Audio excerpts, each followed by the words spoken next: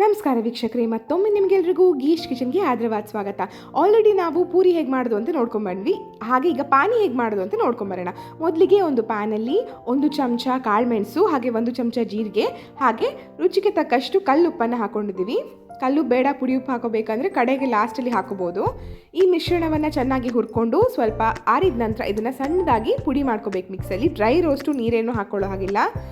ಹಾಗೆ ಮಿಕ್ಸಿ ಜಾರಲ್ಲಿ ಸ್ವಲ್ಪ ಪುದೀನ, ಹಾಗೆ ಅಷ್ಟೇ ಪ್ರಮಾಣದ ಕೊತ್ತಂಬರಿ ಎಲೆಗಳು, ದಂಟುಗೂಡ ಕೊತ್ತಂಬರಿ ಸೊಪ್ಪನ್ನು ಹಾಕ್ಕೊಂಡಿದ್ದೀವಿ. ಖಾರಕ್ಕೆ ಎಷ್ಟು ಬೇಕೋ ಅಷ್ಟು ಹಸಿಮೆಣಸಿನ್ಕಾಯಿ ಹಾಕೋಬೋದು. ಇನ್ನು ಖಾರ ಜಾಸ್ತಿ ಬೇಕು ಅಂದರೆ ಜಾಸ್ತಿ ಹಾಕೋಬೋದು. ಹಾಗೆ 1 ಅಥವಾ 2 ಚಮಚದಷ್ಟು ನಿಂಬೆ ರಸ, ಸ್ವಲ್ಪ ನೀರು ಹಾಕ್ಕೊಂಡು ಇದನ್ನು ಚೆನ್ನಾಗಿ ರುಬ್ಕೊಳ್ಳಿ. ಈ ರುಬ್ಬಿರೋ ಮಿಶ್ರಣಕ್ಕೆ 1 ಚಮಚದಷ್ಟು ಆಗಲೇ ನಾವು ಪುಡಿ ಮಾಡ್ಕೊಂಡಿರುವಂತಹ ಪುಡಿಗಳು. ಇಲ್ಲಿ ನಾವು ಸ್ವಲ್ಪ ಜಾಸ್ತಿನೇ ಹಾಕ್ಕೊಂಡಿದ್ವಿ, ಪ್ರಮಾಣ ಜಾಸ್ತಿ ಇದೆ ಅಂತ ಹೇಳಿ ನೀವು ಅದನ್ನು ಟೇಸ್ಟ್ ನೋಡಿ ಹೆಚ್ಚು ಕಡಿಮೆ ಮಾಡ್ಕೋಬೋದು. ಇಲ್ಲಿ ನಾವು 2.5 ಚಮಚದಷ್ಟು ಹಾಕ್ಕೊಂಡಿದ್ದೀವಿ. ಹಾಗೆ 2 ಮುಷ್ಟಿಯಷ್ಟು ಕೊತ್ತಂಬರಿ, 2 ಮುಷ್ಟಿಯಷ್ಟು ಪುದೀನ ತೊಗೊಂಡಿದ್ದೀವಿ. ಈ ಹಂತದಲ್ಲಿ ನೀವು ಉಪ್ಪು ಖಾರ ಎಲ್ಲ ಹೆಚ್ಚು ಕಮ್ಮಿ ಇದ್ದರೆ ಕರೆಕ್ಟ್ ಮಾಡ್ಕೋಬೋದು. ನಂತರ ಇದನ್ನು ನೀಟಾಗಿ ಸೋಸ್ಕೊಂಡಿದ್ದೀವಿ. ಹಾಗೆ ಸೋಸುವಾಗ ನಾವು ಇದಕ್ಕೆ ಕೋಲ್ಡ್ ವಾಟರನ್ನು ಬಳಸಿದ್ದೀವಿ, ತಣ್ಣೀರನ್ನು ಬಳಸಿದ್ದೀವಿ, ರುಚಿ ಚೆನ್ನಾಗಿರುತ್ತೆ ಅಂತ. ಈ ರೆಸಿಪಿಯನ್ನು ಮನೆಯಲ್ಲಿ ತಯಾರಿಸಿ ಹೇಗಾಗಿದೆ ಅಂತ ತಿಳಿಸಿ.